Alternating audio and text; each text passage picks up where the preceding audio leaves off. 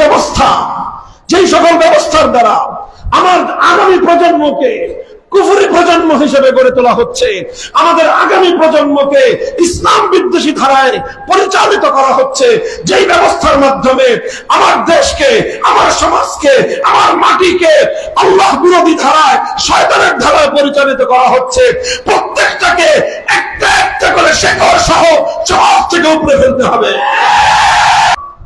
আপনার ঈমান হতে হবে পাহাড়ের মতো অটল আর দৃঢ়, পাহাড়ের মতো অটল আর দৃঢ় হতে হবে ঈমান।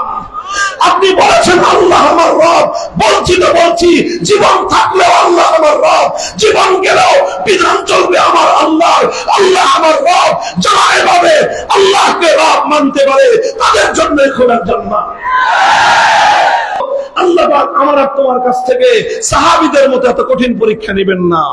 আমার আর তোমার কাছ থেকে আল্লাহ পাক রব্বুল আলামিন আমাদের পূর্বসূরীদের মতো এত কঠিন পরীক্ষা নেবেন না। আল্লাহ আমাদের জন্য পরীক্ষা সহজ করবেন। আমরা যেরকম দুর্বল, আল্লাহ আমাদের পরীক্ষাকেও সহজ করবেন। কিন্তু সামান্য একটু সময় আমাকে আর তোমাকে দৃঢ় অটল থাকতে হবে। আমরা তোমরা যদি সামান্য কিছু সময় লোভ লালসা ভয় ভীতিকে উপেক্ষা করে অটল আর দৃঢ় থাকতে পারি, আল্লাহর সাহায্য নেমে আসলে সমস্ত কুফরি আর বাতিল শক্তি মাথা নত করতে বাধ্য হবে, মাথা নোয়াতে বাধ্য হবে ইনশাআল্লাহ।